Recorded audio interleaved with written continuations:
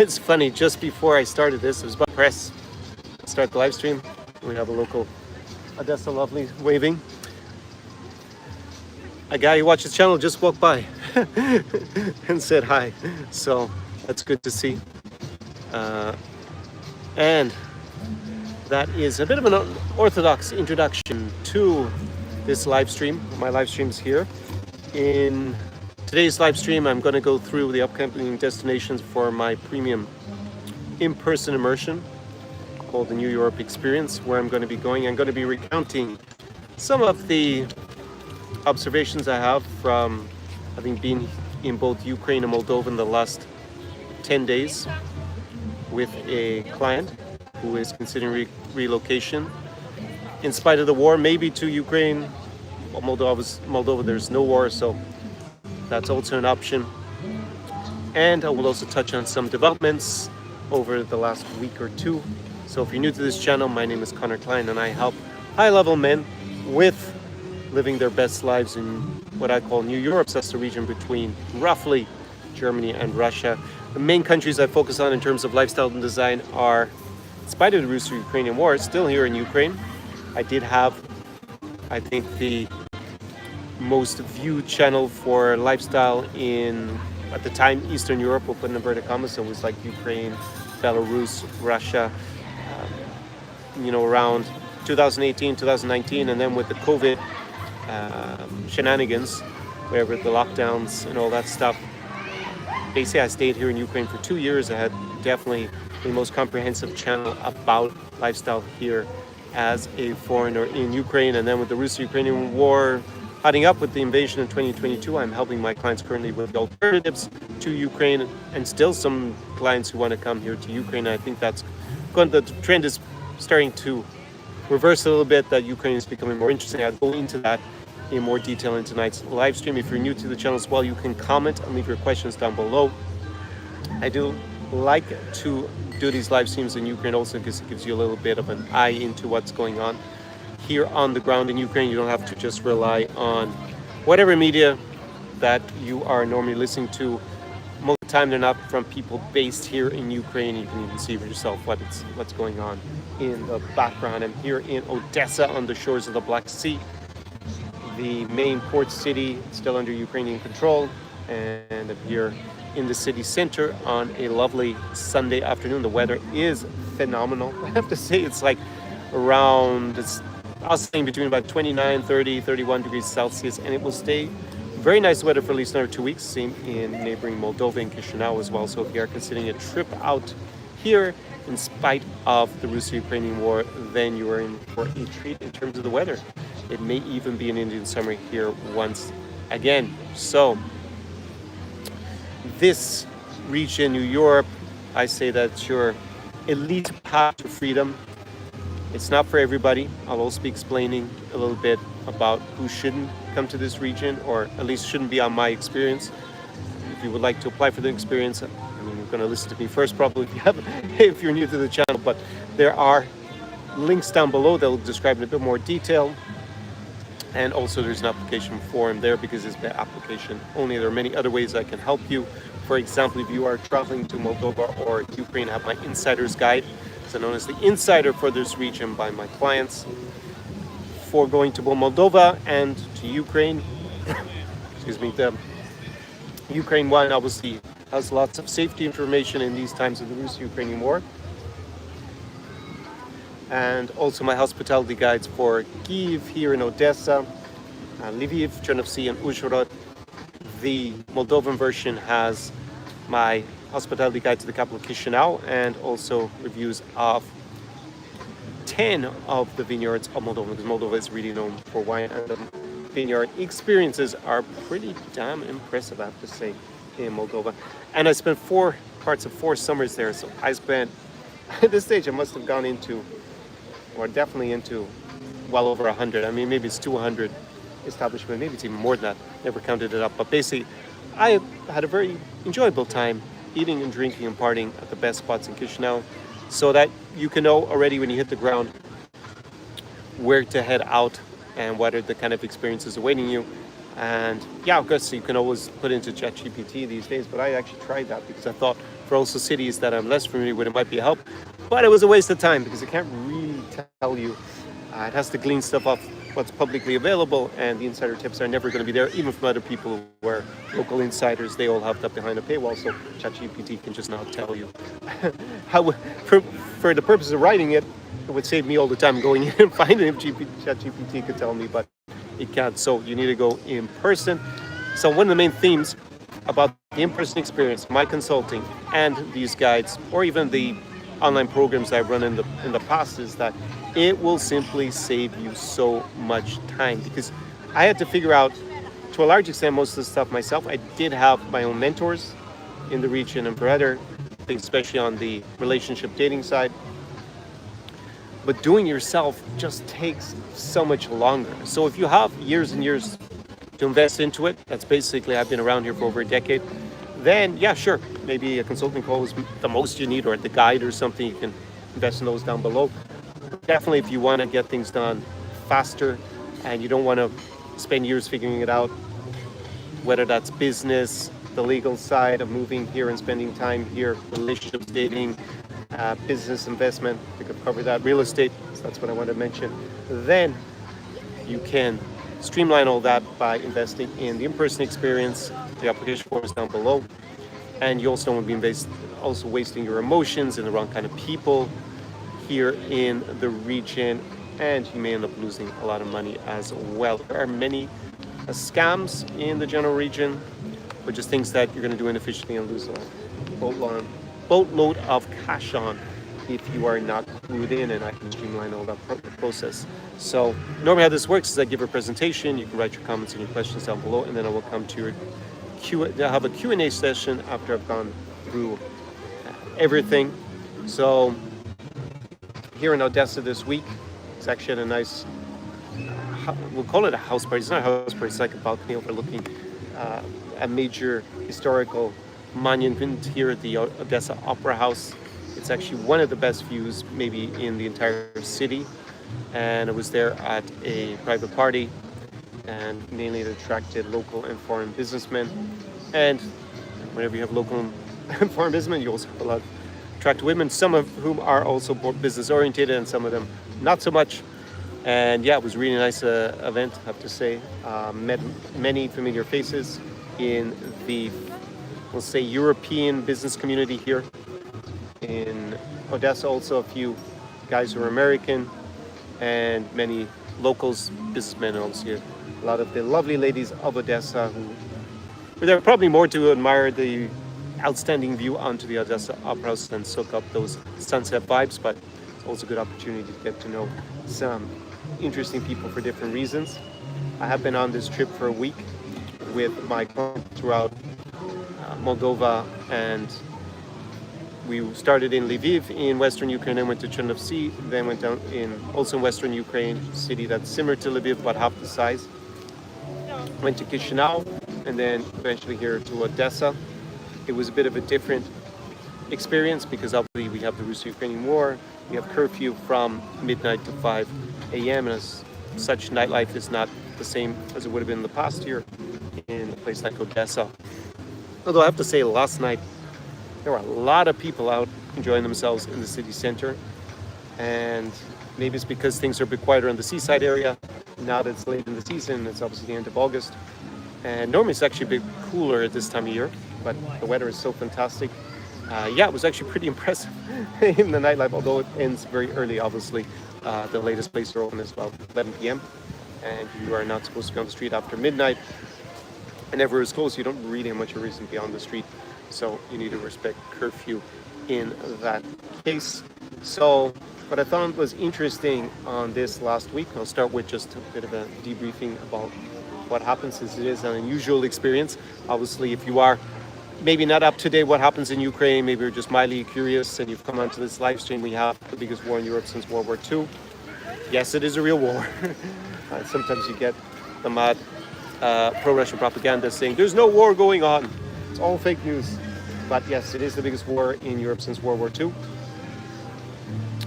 And the invasion, well, the war started in 2014 with the Russian invasion and occupation, first of Crimea and then parts of the Donbas region of Luhansk and Donetsk in the eastern part of Ukraine, and then it expanded obviously quite dramatically in 2022, and with Russia trying to seize control, at least political control of all of Ukraine.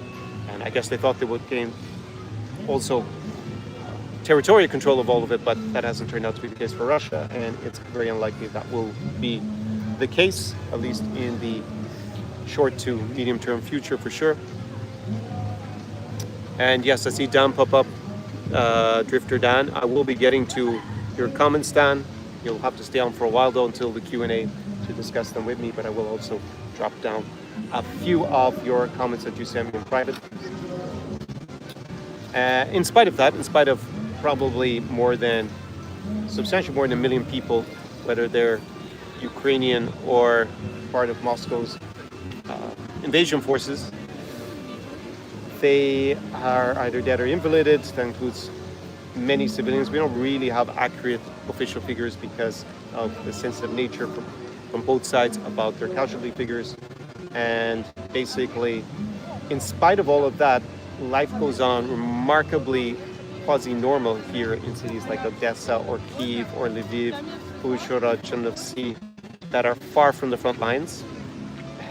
I'm always slightly amused because, in these times of horrific violence, and you have to keep your sense of humor to a certain extent, psychologically. When people write to me, I'm concerned Russia's about to seize Odessa. If you think that, you need to look at a map and see how far away they are and what the rate of progress has been over the last 2 years, because at this rate, they're never going to make. I actually put that into ChatGPT. I said, okay, the current rate of progress, how long will it take Russia to take Odessa? They said they'll never take it. I was surprised. I said, theoretically, maybe they're going to give me a year like 2100 or 2050. But no, it said never. They said they would have to dramatically change the dynamics on the battlefield. So if you're listening to people say that Odessa is about to fall, then you need to stop listening to them if you're actually interested in what's going on here. And I know for a lot of people who have a casual interest in what happens here in Ukraine, they're not actually planning to come or something, or don't really care too much, then they're probably just watching half these people for entertainment. But if you are coming, you need to definitely be watching analysis that's at least in the realm of some sort of validity. And actually I have a background also in geopolitics. I studied at the #1 school of international relations in the world with a specialization in this region. And I also worked as a lawyer for many years, so I can also give you a bit more of a nuanced and informed, I'm here on the ground as well, so nuanced and informed perspective on what's actually happening and likely to happen. But I won't make this a big geopolitical live stream today. So with that out of the way, everything is open here basically until curfew. You got restaurants, you got cafes, you got your shisha lounges, you got your bars, clubbing. I mean, you can see you still have clubbing. It starts very early because there's actually a party someone invited me to at we'll say, venue. It's not really a nightclub. It's more because it's a little bit outdoors. You could say it has a DJ. It's kind of a little bit because is it a cocktail bar with a DJ or is it a nightclub? But we can just say it's a club. Obviously, it starts a lot earlier than normal because of curfew. But all that is open. Your cards will work at the ATM, and here everything should work. Electricity will work most of the time. Someone wrote me and asked me if my electricity is on. It was German today because they said they read that 30,000 households were out of electricity today in Odessa, but the population of the city is about 1 million. So it hasn't really affected me throughout the war, except for in the winter of 2022. So probably it will work. Maybe there might be an outage, but it will be brief. Heating works, although we don't need that at the moment. Anything else? Internet works. People always like to joke. I see several people say that works. They get faster speeds here in Ukraine than back in their home country. Not really sure that's true, but nowadays, because it's not quite as strong as it used to be, especially on the mobile phone. If you're outside the cities, in the cities, everything works. I stream everything. Obviously, I can do this live stream. It works a lot better than 2 years ago, and I think even a year ago, in terms of doing these live streams. So yeah, you're going to have a pretty normal experience until obviously we get an air alert and Russia tries to bomb the place, and that can happen and it's random. So you have that piece of uncertainty, and it obviously affects people a little bit psychologically here. So you should not be cavalier with your safety if you don't think you can handle that risk level. It is not extremely high on a personal basis every day. I mean, you have to be unlucky to be in the wrong place at the wrong time. And other sorts of crime like muggings or stabbings or murders or getting scammed, all of that is very low. There's a little bit of begging from pretty girls who welcome him down, doing a little bit of I can't even call it a scam, to be frank. They basically just asking for money, but I mean, if you just tell them no, that's the end of the issue. So as long as you can say no to pretty girls, you should be fine. But really, all of those other inconveniences that you probably would experience if you went to a main tourist destination in Europe or a big city like Milan or Paris or London or Munich, Berlin, and you just don't have any of those issues here. So gotta wait up. Definitely, if you're considering going to Medellin in Colombia and you're a foreign guy and you're going to go on dating apps, you'll be way safer here in Odessa. Even during an air raid, basically, than you would be there, because it's absolutely insane how many guys are murdered in Colombia each year. So with all that out of the way in terms of caveats, he is considering moving here in the, I would say, short to medium term, because it's not going to be next month or something. He would prefer to move to Ukraine when the fighting is stopped. But he is also thinking, well, he could buy real estate now. And that's a little bit of a complex discussion, because he also went with me to Chișinău in Moldova. And there, the price of property, real estate, is a lot higher than here. However, Scott, I just read, because he sent me the info, that now, in the latest updated stats that he was showing me, and I needed to double check them, that Chișinău has the highest rental yields in all of Europe. So I guess if you buy and rent it out, it's going to be very, very good, because they have had a lot of people invest in real estate there. So the prices are definitely higher than here in Odessa or other parts of Ukraine. But then you don't have a war at the moment, and low probability that there will be one, because the Russians would almost certainly have to get through all of Ukraine to get there, to actually start blowing stuff up and occupying it. And that's extremely unlikely to happen. There's always a small chance, but it's very, very remote. If ChatGPT doesn't even know how they can even get to Odessa, then certainly can't figure out how they're going to get to Moldova. Even though we have the issue with Transnistria there, and pro-Russian candidates trying to win next month's parliamentary elections, both of those are likely to fail. So probably fine on the geopolitical risk, though there is a small bit. And it's further along in its trajectory towards joining the European Union, just a little bit more, because it doesn't have the issue of the war. It has a target date of joining the European Union in 2030. So the prices will almost certainly increase going forward as well. High rental yields. So you would have to get in at a higher point. So that is one thing to factor in, like what kind of property you're going to buy and live in. And then maybe for rental properties, if you want to have them in the country where you're living, what you're going to do on that side. And it's a little bit easier to get a visa here in Ukraine to stay long term, but still very manageable in Moldova. There are actually some rumors that may make it super easy for Europeans to spend longer than the current 90 days visa free every 180. Same here for Ukraine. We have visa free 90 days every 180. So he really liked Chișinău.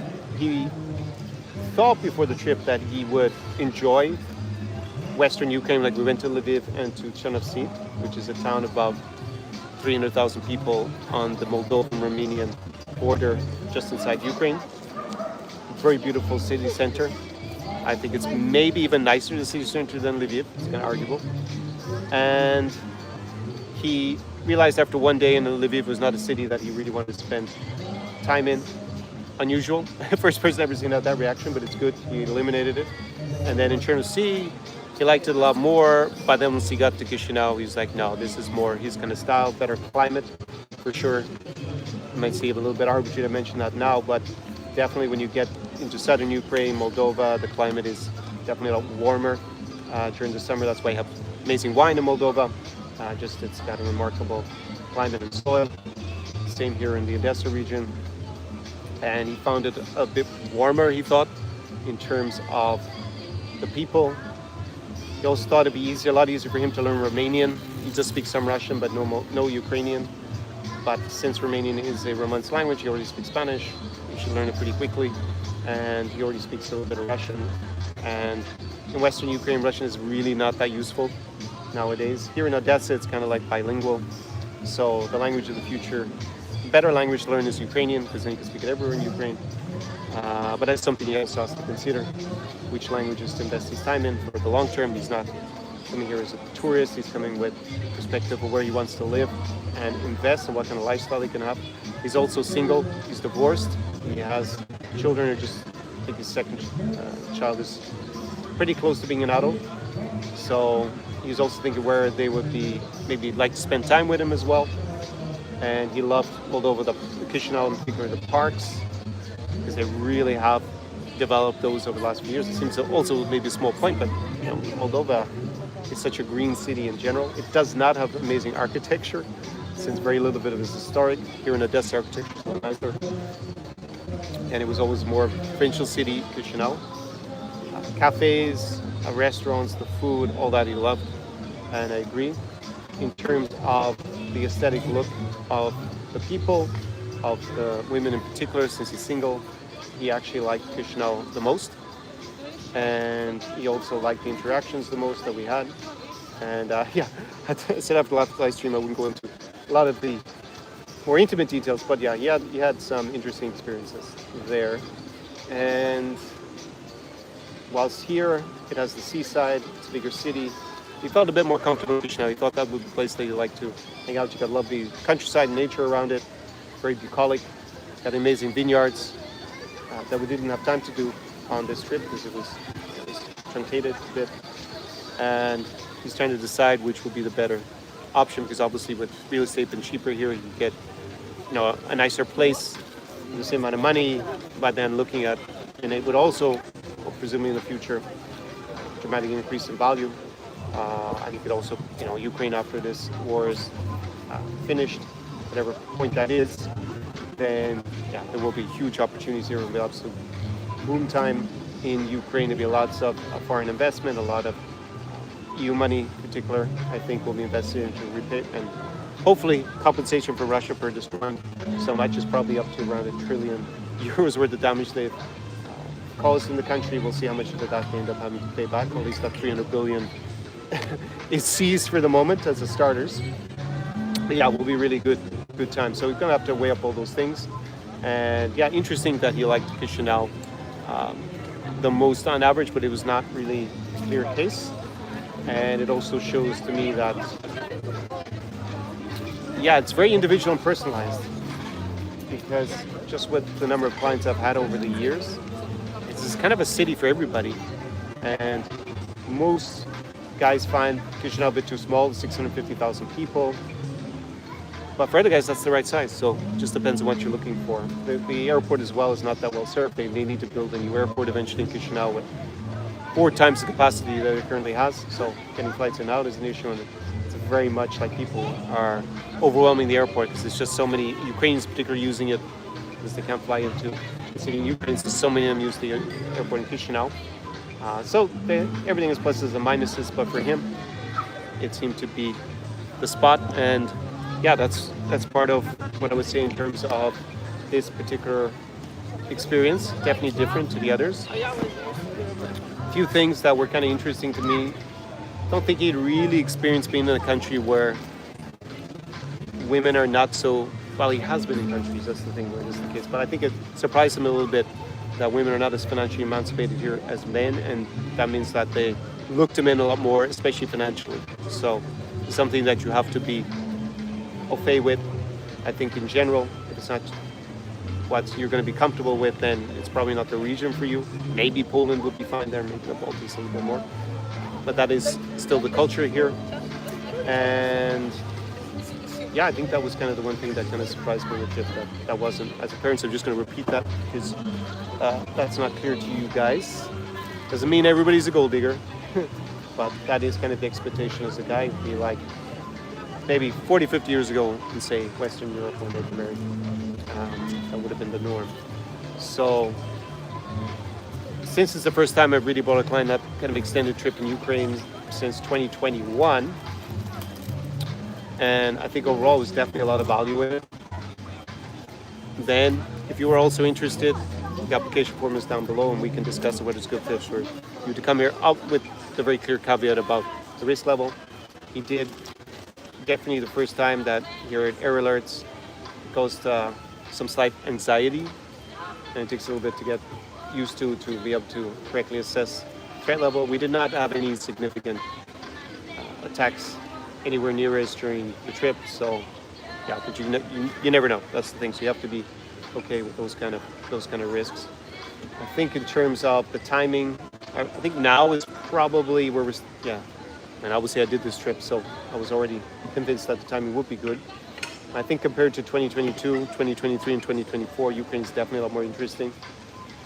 Not because the threat level is in lower if you've seen the Russian attacks in Kyiv in the last week or two, but I think we're getting to the point where there is possibility that Russia will have to stop potentially in 2026. I really see it's very low probability in 2025, just simply because economically they're going to have to make a lot of tough decisions, and also manpower. And they've already made the tough decision, I think, on material. They basically changed their tactics to not use as much heavy equipment in the last few months because simply it's not as effective, and they don't have that much left that they can renovate from those Soviet-era stocks. They're running lower and lower on it, where it can become a potential security threat, national security issue. So that combined with a lot of Ukrainians have now come back from Western Europe. I was looking at the stats from my home country, Ireland. We had at one point about 100,000. Hello. That about 110,000 Ukrainians came since the invasion in 2022. And I think there's like 75 or 80,000 left. So about 30%, we'll say, have already left. Now, it doesn't mean they all came back to Ukraine, but it means many of them probably have.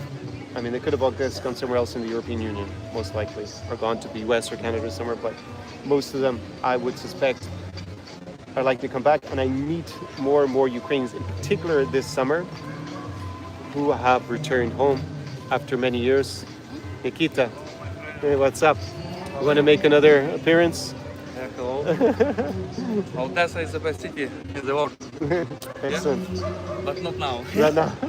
Well, it's still pretty good. I'm explaining how things are. We'll catch up later. Okay. I'll send you a message. Okay, ciao.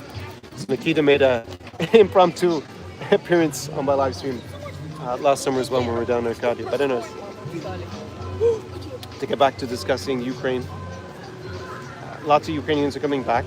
Also in these Irish stats, I looked at another interesting piece of information because I was talking at this private party was out on Thursday to another European businessman, and he was quite prominent here in Odesa. And he was saying that, what did I think? That I think all the single ladies are going to come back to Ukraine after the war, and that's just hard to know at the moment. But I suspect many of them have come back. And actually, when I look at the Irish stats, if you look at the relation between unmarried men and unmarried women who came to Ireland during the war, there was way more disproportionate number of unmarried women. Makes sense. Women were allowed to leave here. Men, they need permission to leave. And if you don't have a husband or a boyfriend here, at least a husband if you are married, then your incentive to leave or not stay or not to come back is going to be higher than if you have. And it used to be about 3-1, but now it's a lot less. I think it wasn't even 2-1 anymore. That means a lot the women, the Ukrainians who've been leaving Ireland, and it seems to be particularly in the last year, looking at the stats, it's unmarried women are like the biggest demographic from what I could see, or definitely compared to unmarried men. But obviously they have less incentive to come back here since they might struggle to get out again. They could be mobilized into the military. So Nikita left a comment there.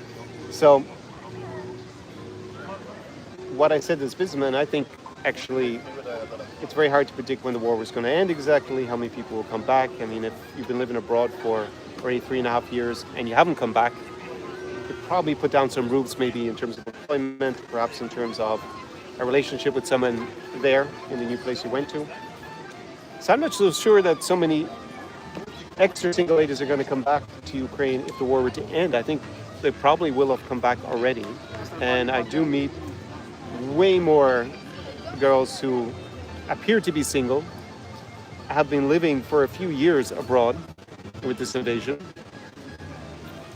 and are now back in Ukraine, either back in Odesa or their other hometown. They just came home.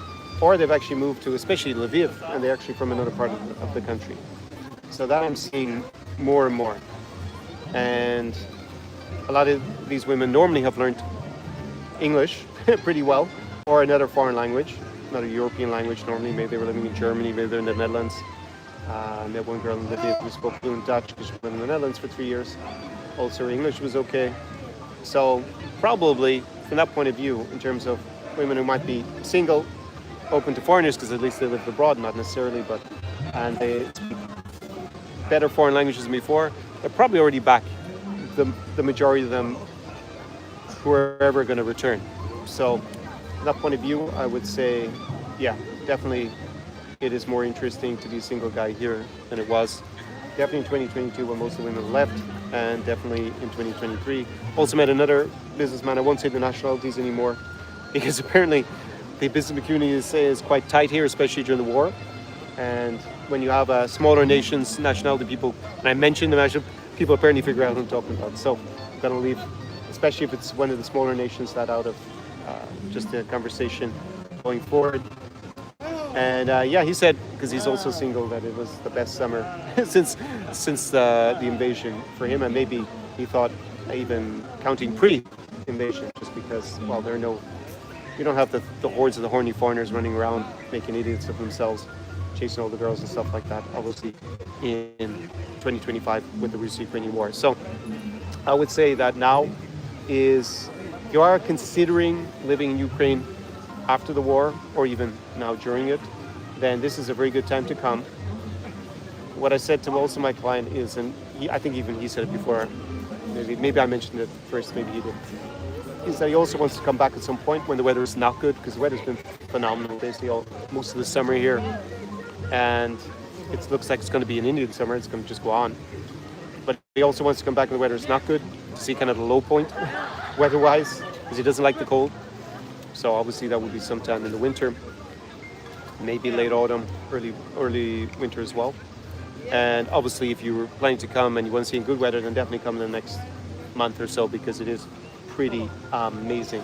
So that is kind of a good example, I think, for you as well, about the kind of guy who can get a lot of value out of this channel in general, and some of the more premium service like the guidebook consulting, and obviously the in-person experience, because this is obviously the fastest way to figure out where you're going to fit in best, and all the different parts of that, whether it's about dating, relationships, meeting businessmen, having guy friends, real estate, investing in a business, starting one up, getting a visa, and just knowing what your options are and which is the best one. Also, I had a consulting client who called me and he was convinced about going to Warsaw, but after I went through everything with him on the call, he chose Riga. He said I checked up on him there a couple of weeks ago, and he said it was pretty amazing. He's a single guy. And yeah, he says he's a local girlfriend now. And I think actually as a single guy, if we want to take Ukraine out of the equation because of the war, I think it's the best city in Europe I would go to as a single guy, simply because the women, proportion of women compared to men within between 20 and 35 is the second best in Europe. It's in the top 5 of models per capita in Europe. If you like model beauties, the girls are tall, leggy, blondes and brunettes. And I think the style of the girls is quite nice in Riga. And it's a big city, attracts, a mixture of people coming from smaller towns and people who grew up in Riga. And I think the education level is quite good. And yeah, just overall, it's a good place. There's enough nightlife, which I think is a bit more of a weakness if you go to Vilnius or to Tallinn. It's not as good as Riga. So for me, the #1 city. And yeah, so that's covering some of the options on that. And most of my clients now are considering relocation somewhere in the region. I do have a minority of clients that want kind of the adventure with me. They don't want a tourist package.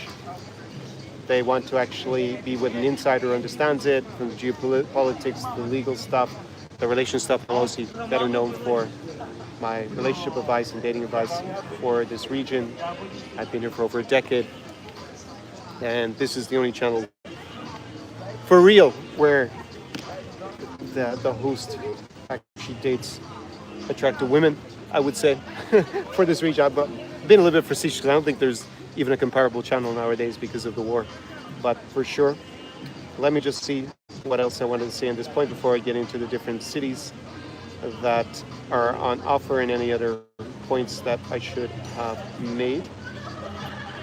Because I've talked a lot about Ukraine, but I think after this week, it's definitely been, for me, actually a little bit eye-opening, I would say. Yeah, I think it really makes sense. But again, just to emphasize, you have to be okay with risk level. I'll also explain who it's not for in a few minutes. And yeah, we've gone through the housekeeping. So I'll just go into the other cities then. So I think for now, the best part of Europe for the next 2 weeks is going to be here, the Chișinău, Odesa, or Ukraine, southern Ukraine, because the weather, still have this summer atmosphere. And yeah, it's just a remarkable time of year to be here. So I think it's pretty much the best spot. So if you're interested, obviously in Chișinău and Odesa next 2 weeks. And oh god, these guys are back again. Привет, what's up? Здравствуйте. Нига. Все нормально, ребята.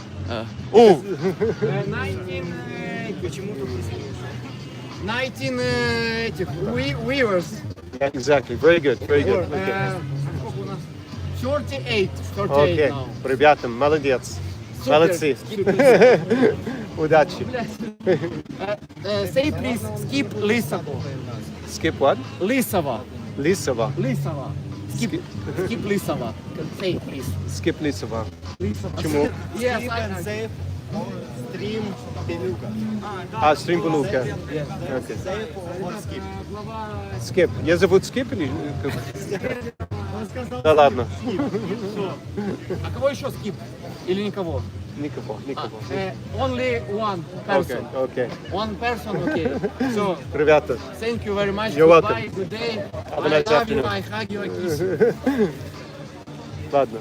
So, some teenagers doing their own live stream on YouTube on a different theme, clearly.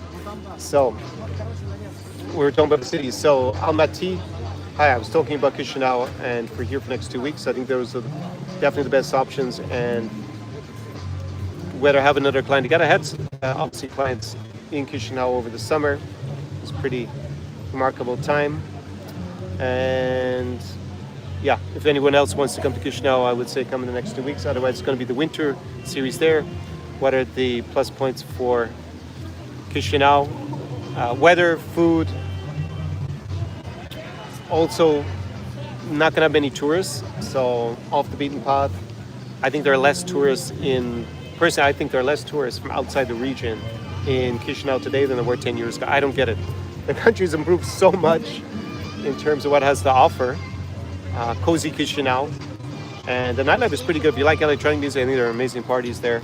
They're going on every weekend, every Friday, Saturday.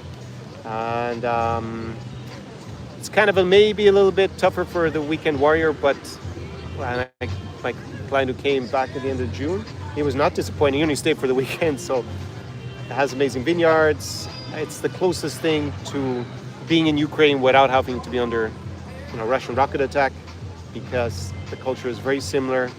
It's basically like Odesa without the seaside, I would say. And obviously it's a different national language, we're Romanian, and there are some nuances. I won't say it's exactly the same, but definitely Odesa Oblast, it's like an extension of Moldova. So that is what I'll say the next 2 weeks. If you're up for that, then also a city, as I mentioned, if you're buying real estate, highest rental yields, and probably the next country to join the European Union after Montenegro. Montenegro should be the next one, then it probably will be Moldova.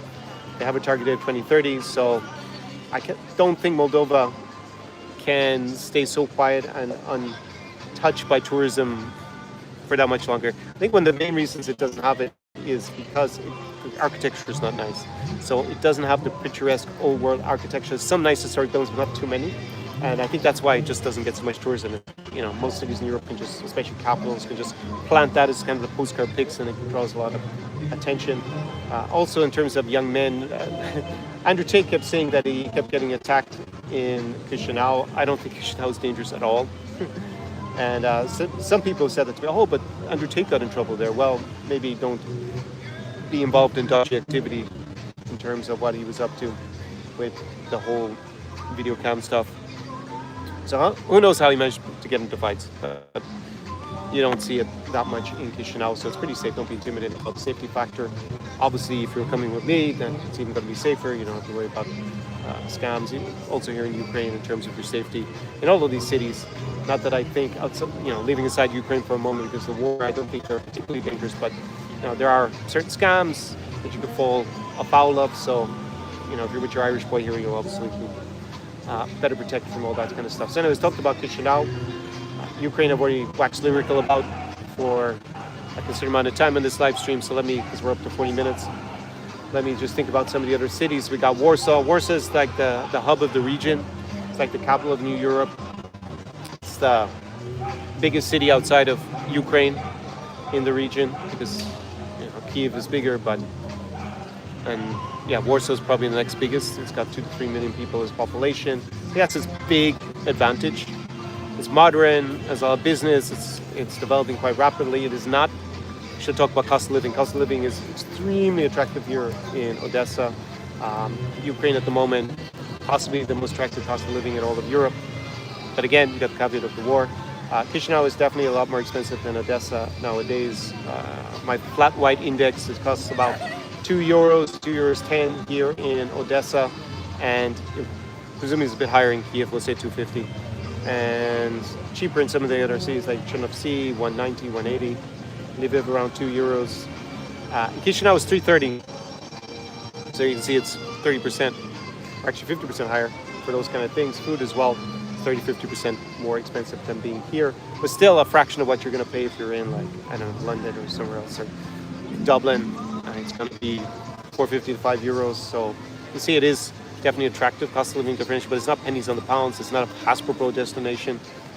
Most of the region, although the prices are maybe almost Hasbro-esque here in Ukraine, it's probably not advisable for that kind of guy to show up here since there's a war going on. So that is Warsaw. What I personally do with my clients there, and what I focused on since I think it was the turn of 2023. No, it was for 3020.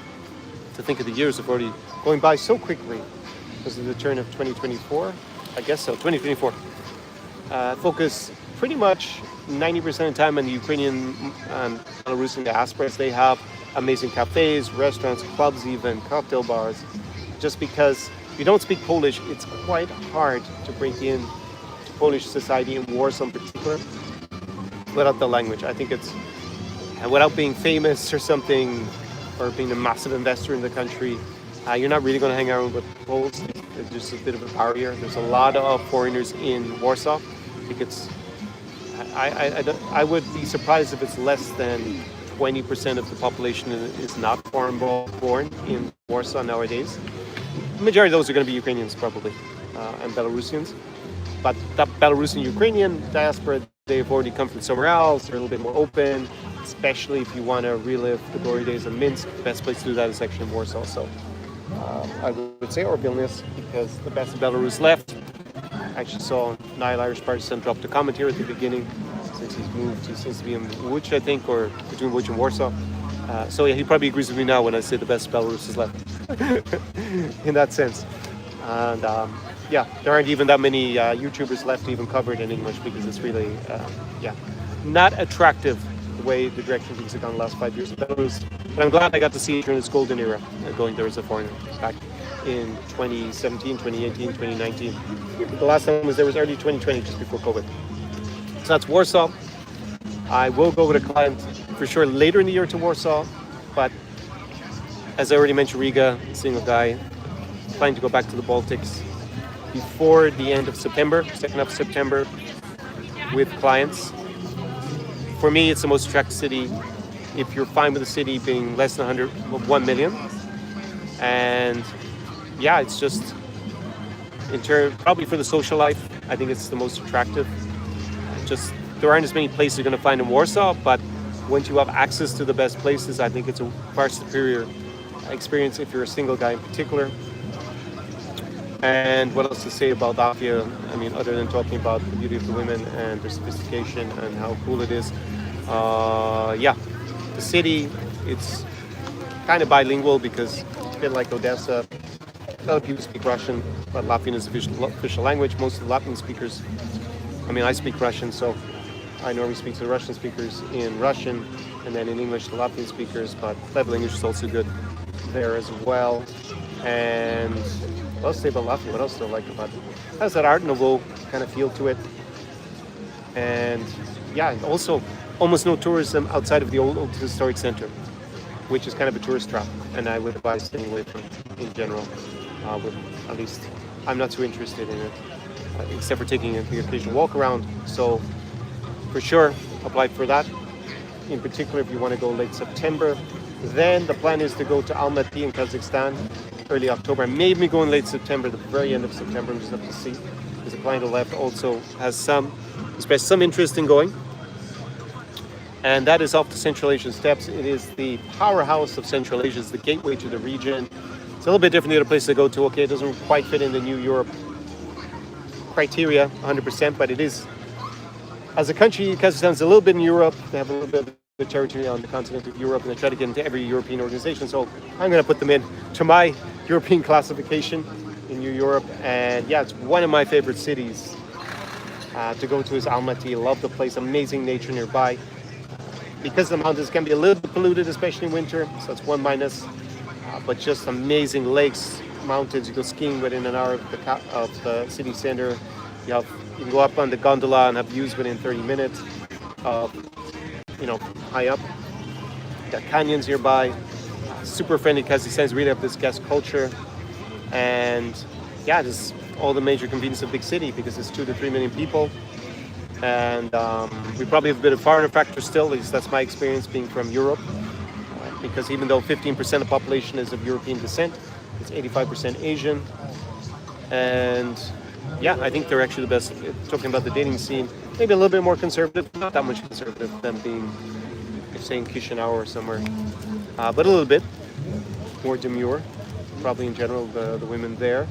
However, for me, it's looking Asians, by far, are from Kazakhstan, and it's pretty open, and yeah, it's just a great place. I think people are super friendly there. Again, not a place that gets much tourism, and that's, I would say, a good thing. I think that's the main cities, so that would be October. If you were able to come October, then definitely write me, fill out the application form down below.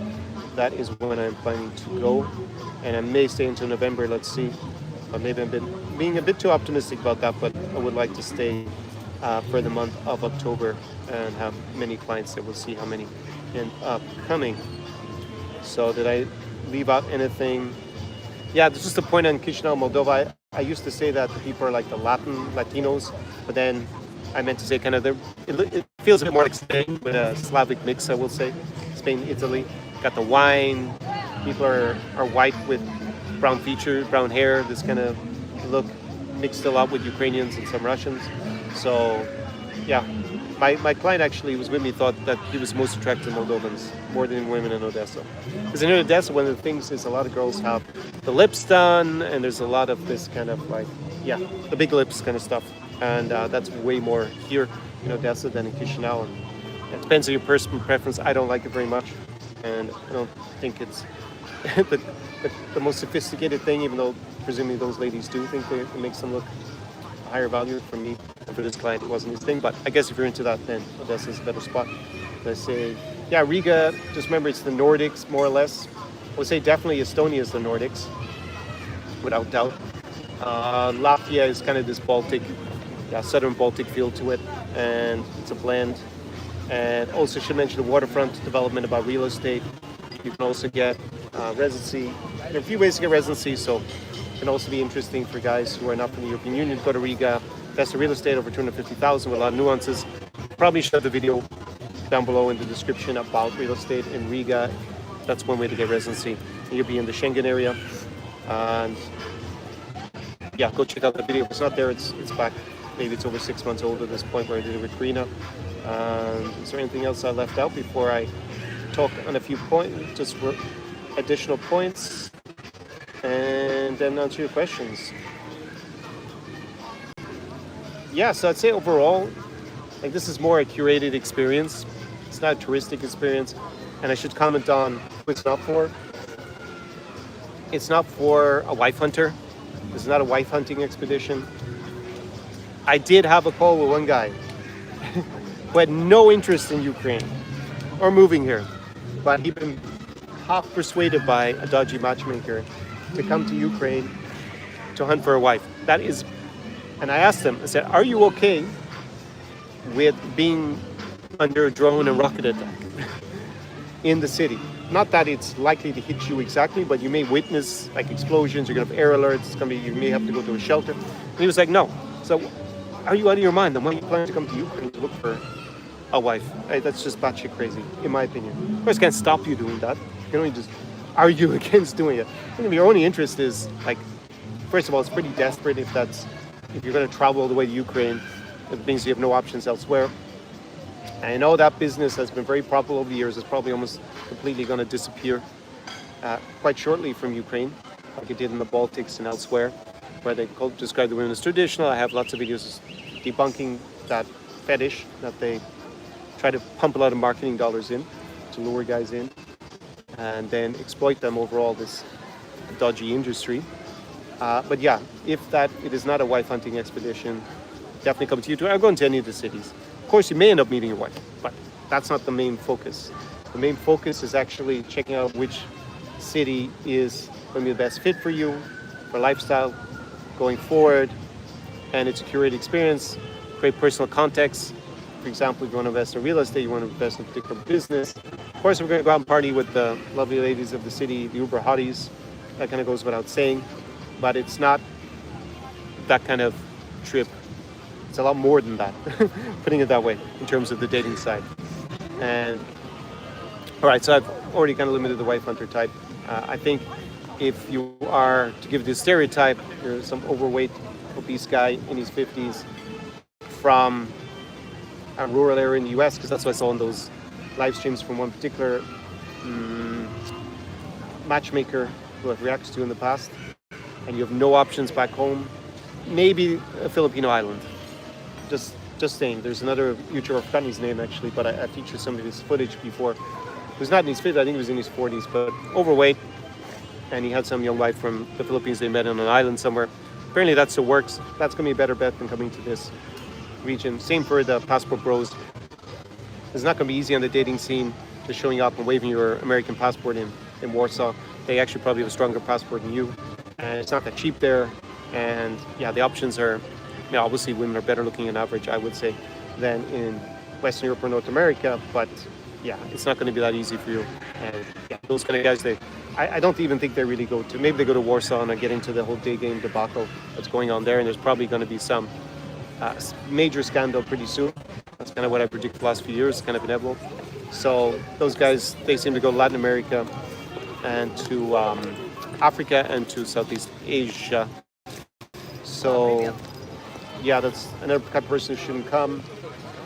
It doesn't mean you have to be committed to moving here. I just think you'll get a lot more value out of the experience with me if you are.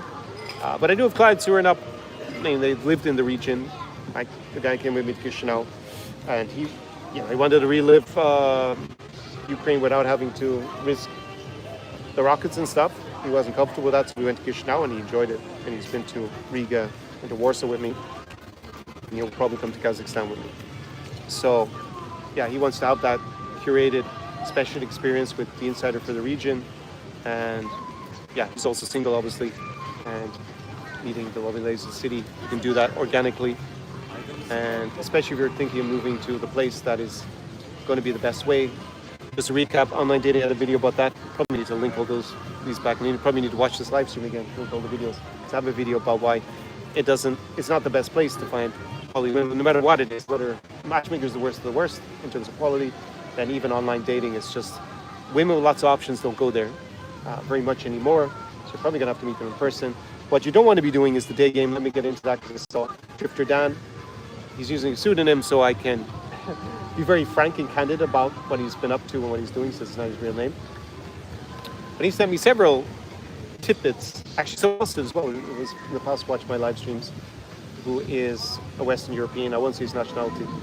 And so apparently, what I pointed out I have a video from 2 years ago saying this, where I filmed some of the Daygamers outside of Zloty Tarasy, which is near the train station. It's like the shopping mall there at the train station in Warsaw, central train station, where they go around in kind of groups, and they basically pester girls as kind of an activity together, I would say. And some of the guys even recognize me from my channel, and I chatted to them. First of all, they said they hardly ever have any relationship with any woman when they do this activity, right? So but I seem to be doing it to hang out with other guys. As sad as that sounds. But they show up in the city, don't know anyone, they go do the day game, it's kind of a community thing, and you don't want to be walking around being low value pestering girls on the street. Like, I call them pussy panhandlers. Sorry for the vulgarity, but it rhymes with the P. But that's basically what they're begging on the street like a street beggar. And you know, sometimes people give money to beggars, so I guess they get a little bit of loose change at times. But what they told me is that first of all, it doesn't work. They're minor public nuisance. I don't want to exaggerate and say that they should be locked up or something, arrested for stopping people on the street. But the problem is so many of them do it. They're doing so much that 2 years ago, girls from Warsaw were asking me what was going on around the train station, that so many foreign guys were coming up to them saying the same kind of things. And they would say weird foreign guys. And now someone sent me from Niekta, which is actually a Belarusian opposition social media site, highlighting it because one of the guys selling programs to do this was from Belarus. And he also mentioned some other, I think Brits, in the names of the guys. So I was like, okay, now it might become a bit of a public scandal, but still it's a Belarusian media outlet. But then someone else sent me, I think it was yesterday before, from Reddit that now it's like trending. And one girl had written that she had been stopped 11 times in one day by foreign guys, all saying the same canned lines to her, being weird. And yeah, if one person comes up, think about it in terms of begging. If a beggar comes up to you, once in a while, you just say no and you walk away, and you don't really mind it so much. But if you get stopped 11 times by beggars in one day, you're probably going to get annoyed, right? Because it's a public nuisance at that point when so many of them doing it. Not that each individual beggar was being particularly impolite or annoying. It's just like the cumulative effect of all of them coming up is going to get in a lot of people's skin. I think I mentioned earlier in the live stream, but I didn't have these girls who basically beg here. They have a little bit of a ruse about it. Mostly student girls, and then basically they try to put the Africans. I've seen it in other videos around tourist sites, and like I think it was in Paris or maybe Rome. They also try to put a little bracelet on you, and then they try to ask you for money afterwards. It's basically a begging technique. And so the bracelet's not for free, but when they get on, then they're in a conversation, they try to haggle money out of you, right? And these girls try to do the same. They say they're students and they need money for their studies. And yeah, they put a little bracelet on you, basically in Ukrainian colors. That's basically it. But one of the girls, she tried to do one, I was on the phone, and she was like walking beside me. And I was walking slowly. And then I was like, yeah, what are you doing? In Ukrainian George. Oh, and then she kind of started mumbling to me, tried to put it on my hand. I was like, go away, you have no manners. And she started blushing. I said, yeah, get lost. Stop annoying me, you know. But, you know, if I hadn't seen it before, maybe I wouldn't get as annoyed. But yeah, it's like, so cumulative effect, it's like a bit too much. So they're doing it a lot. There are guys training to do it. Whether it's legal or illegal is a little bit of a gray area. It depends how far they go. I guess if you just went up and said hi and then the girl told you to go away and you didn't ask her again, it wouldn't be public nuisance, it wouldn't be harassment. But it's a very fine line. And either the police, I know in the shopping mall, because Drifter Dan also sent me some screenshots of guys talking about how they got banned from there. Imagine, and these guys are not ashamed of it, that the shopping mall had banned them because they're walking around pestering their female customers, basically. You also had a marriage agency owner, one reacting to here, who also boasted about doing this activity in Chrzeshatyk, main thoroughfare of Kiev many years ago. And he was proud of it, but then he says he's got traditional values. I guess harassment has been traditional over the years, unfortunately, women, even if this is minor. And yeah, so basically my prediction, as I said, it's going to become a scandal at some stage. I've been saying that for 2 years. I've warned guys, I've been pleaded on these almost live streams and in some of my videos to not get involved in doing this. It's low value, it doesn't work very much, right? Once in a blue moon, basically, it's ever going to lead to anything, and you're being annoying to the girls, you're not being very considerate. You're lowering the reputation of your nationality and foreigners in Warsaw in particular, since they all seem to congregate there. I think a lot of them will leave if this Polish loophole for Americans to say visa-free ends, as it might do in October, but maybe it won't, maybe that will continue. It's unclear at the moment. I think a lot of them will leave because then they won't have the ability to stay there so much. And I think Warsaw will get more and more expensive, and then they'll probably stop going. unless they have a lot of money. But guys have a lot of money. I guess I did have one guy apply to my in-person experience. The guy turned out to be pro-Russian as well, which is why he never became a client once that became clear, because he went to Russia and stuff. But he's, from what I can see, quite wealthy and young. And he told me he was walking around Zloty Tarasy doing the Daygame malarkey. I was like, how do you even have time for that, run your business? What a loser. So I also have a video down below why you're a loser if you do it. So Drifter Dan wrote me that he tried it. He's been trying it in Romania. Drifter Dan has delusions of grandeur of his own value, obviously, because it's low value behavior, and he doesn't get anywhere.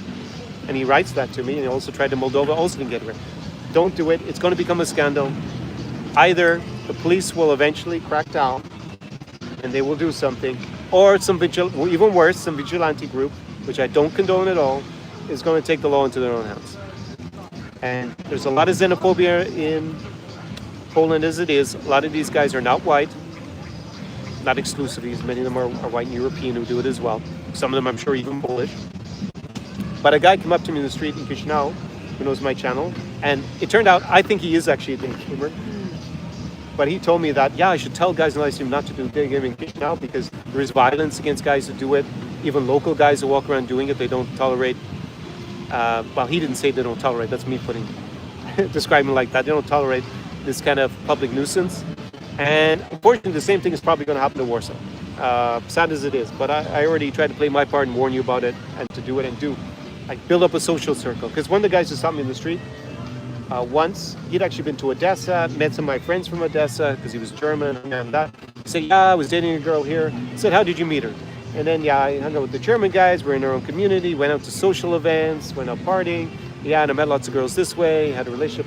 So why are you doing this street harassment freaking BS in Warsaw then? Do what you did in Odesa. That's how you actually meet people, have relationships most of the time. I consider this street harassment loser style. So anyways, I've said that. I said my piece on it. My prediction is going to become a scandal. I did think of doing an expose video, but I just put it as a clip in that Warsaw video from 2 summers ago instead, and try to dissuade guys from that kind of behavior. Do you have anything else I have to say? Man, I'm surprised I spoke for guys for over an hour. So those are the kind of guys that, obviously I don't teach people to do that. I'm against it. I think it's low value behavior. I think it doesn't work even very well, so why do it? And it's a huge time suck.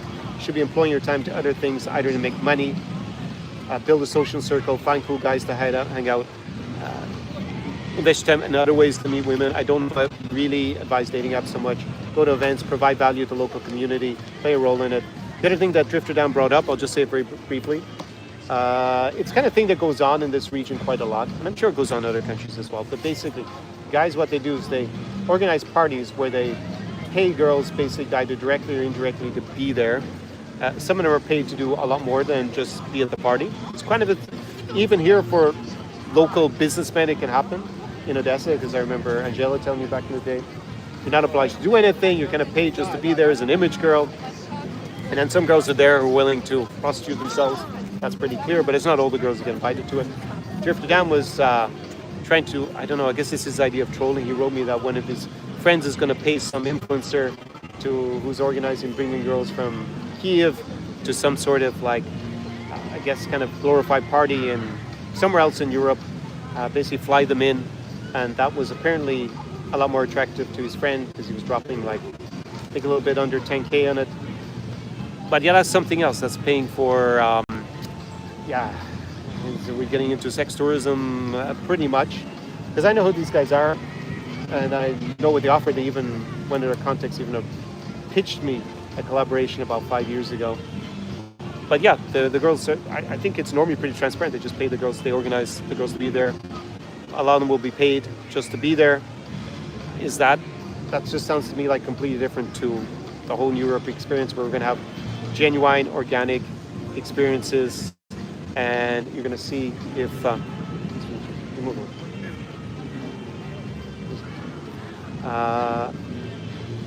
going to have genuine, organic experiences in the region. You're going to see if it is a place for you. You're going to get to tap into my encyclopedic knowledge of the region. That's why I'm known as the insider, not just for dating and relationships. Obviously, his friend, he actually doesn't like people from this region.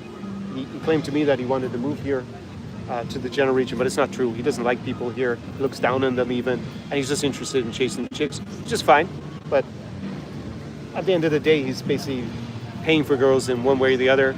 Let me know what you think in the comments. I mean, I could organize parties because I have a social that when I invite girls out at times with my clients, but they're never paid to be there. That's the big difference. So whether all these girls are paid on this guy's trip or not, or some are just there for the free trip, and then I guess those girls are kind of travel girls in a certain extent. But yeah, these guys who pitched it to me, they told me that for the guys who are not able to, I'm paraphrasing, but not able to get laid, they have a few reserve girls who are paid to do that kind of work.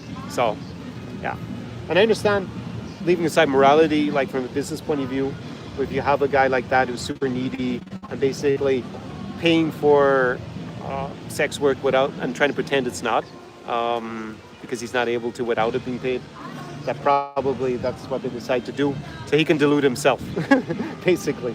But yeah, it's obviously not ethical if they're not telling the client, and obviously in general I don't endorse or help to organize or facilitate any shape from any sort of sex work.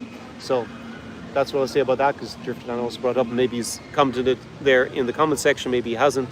But yeah, it's, I mean, if you want that experience, it's just something different, I guess, at the end of the day, to what I offer and what my clients are looking for. Because basically, if you want to pay for such a service, then, like a sex service, then you don't even need to come to this region.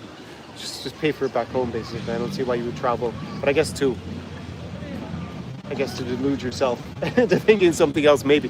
But I mean, there's a market for it. Here in Odesa, local businessmen, there are certain events where that was organized.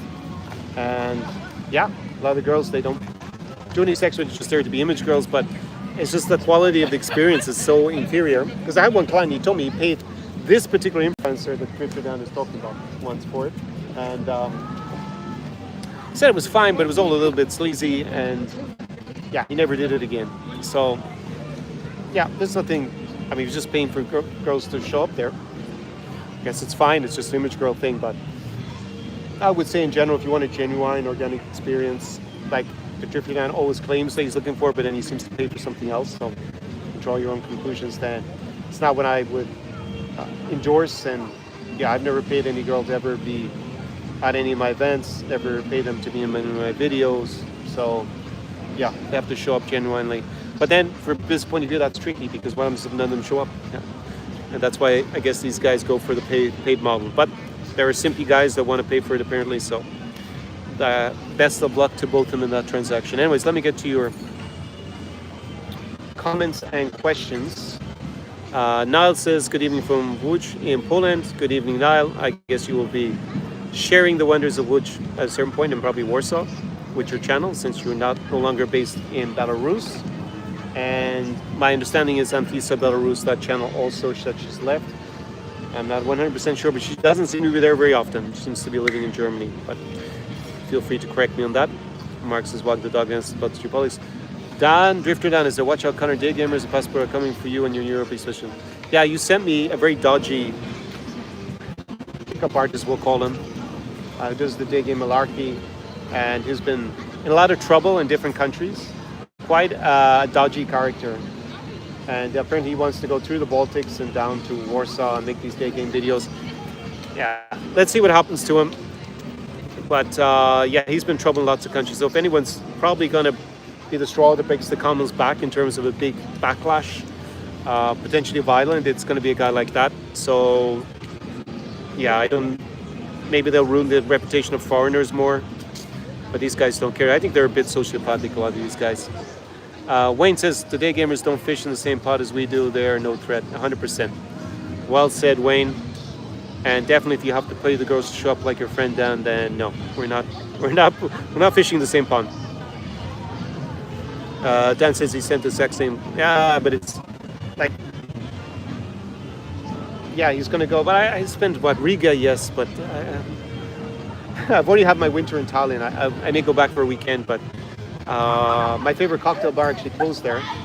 So I'm not even so sure I really want to could bring clients there, but I'm not as convinced anymore about bringing clients to Tallinn. I think Riga is just so much better that, okay, if a client's already been with me to Riga and we want to go on to town, that's fine. Or do a combo, but yeah. It does have the most malts per capita in the world though. And let's see, Mark Bass, it's not about having options, it's about not wanting to date Western women. Yeah, but there are also good women, Mark, in every country. So it's about the percentage and whether you have access to those women. Because I always make great women in London. But overall, do I think British women are, you know, if we look at Europe as a whole, do I think they're amazing? No. But I always do very well there, right? Because there are a lot of options. A lot of women come from other countries. If you have access to those kind of circles, or you're just very good at social stuff like a nightlife, that's the big thing you've got to work on. No one says that you have to go out. I don't ever say you have to go out at night, and drink lots of alcohol. But the bottom line is that people are more social in the evening. It's more socially acceptable. People are in a good mood. They want to meet people. It's definitely a lot more socially acceptable to approach women as a man. And it's just a lot more effective your time when you go walk around the shopping mall for 8 hours like a complete plonker. Like, this is so much of your time. It's not effective whatsoever. What's going to be a lot effective, especially here because you have only a few hours anyways. Okay. Someone sent me an email, but I couldn't read it all quickly enough on what comes up on my screen. So that's what I'd say. But anyways, overall, I prefer life here, in spite of even the war. In this part of Europe, it is less developed, but has more opportunities because it's going to grow more. So I think the medium to long-term perspectives here are a lot better. And you can have a very high standard of living in terms of infrastructure already in Warsaw. And the Baltics also not far behind. So when I say the Baltic states, I mean Estonia, Latvia, and Lithuania. So I just think it's the best part of Europe to go through if we look for the medium to, well, we can't say long-term, but definitely for the medium term. As long as Russia doesn't invade, of course, you got to put them. What is my opinion about the protests going on right now in the UK? Can you please specify which protests, Mark? Dan says Warsaw is PUA central. Yeah, but even self-identifying as a PUA these days is super low value. Just the whole genre of person. I think 20 years ago was very different. You know, some of them were still weirdos, and some of them a lot of them were charlatans. There was something a lot more genuine about it. But now it's just like, it's such low value behavior running around. Marcus, does the day game work for them now? From the guys who came up to me in the street, it was a few guys. They all said no. One of them, he seemed a bit autistic because he gave me a whole, like, almost like spreadsheet description of all the stats. But it was like such a low yield. I know it was way lower than 1% led anywhere.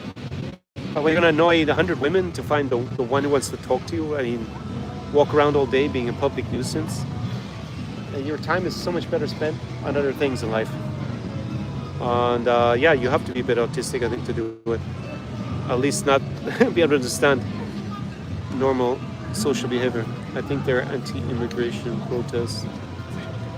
But man, how is this relevant to me in this live stream? Whether in Britain, people are protesting about immigration. Well, they shouldn't have voted for Brexit then, should they? Because they didn't want those Poles, those dastardly Poles and Lithuanians in their country. People have voted for these. That was one of the big things. And now they got immigrants from somewhere else, but they seem even less happy about. And they got even more of them. Right, they got even more illegal ones. So, yeah, because of Brexit. Worst idea of all time, as was predicted. And, yeah, eventually they'll probably have to rejoin the EU and with less of the privileges they had. And the Poles probably won't even come back at that point because the Polish economy will have overtaken the UK economy. I was asking since you were... I'm from that area. Sorry. Yeah, I don't really have a big opinion other than if it's been led by Nigel Farage, the guy is a complete schmuck. And how he gets away with his behavior, I don't know. I mean, the guy created half the problems now he's claiming he has the solutions for. He's a big factor in this whole immigration debate, and also it's completely overblown. It affects... A lot of the times they're complaining about Muslim immigrants who came from areas outside of Europe many, many years ago, and so much of the crime is normally second generation. Their families already came 30 or 40 years ago. So it's a social problem that they definitely need to find a solution to, but what does the UK want in the future, especially London? But not have any immigrants. Everybody has to be from the UK. That sounds a bit unrealistic, I think, for if you look at the pros and cons. But the Brexit was about kicking out Central and Eastern Europeans, who are the most productive workers, not causing much crime, and just culturally easier to integrate, just because they're closer in culture. And they didn't want those people. Nigel Farage is the main architect of that. And now he's complaining about the consequences. There's of course, and the economy is doing crap because leaving your best trading partners behind to put up trade barriers. Of course, going to weaken the economy. Investment pulls out. It's a complete train wreck. But their solution is more of the same, more ridiculous stuff voted by the same politicians. So, what to say? Hopefully, the Brits get a bit more sense. But who knows? Apparently, Reform is doing the best in the polls. The people who created or have major contributors to the problem are now telling people what they have as a solution is more of the same rubbish. And Nigel Farage is even married to a foreigner, of course. He's anti-immigrants, but apparently not the immigrants are willing to marry him. He possibly even has a German passport. His wife is German. His kids will definitely have German nationality. Well, I shouldn't say definitely. I've never spoken to them, but they're definitely entitled to it. And then they can use their EU passports like the rest of us.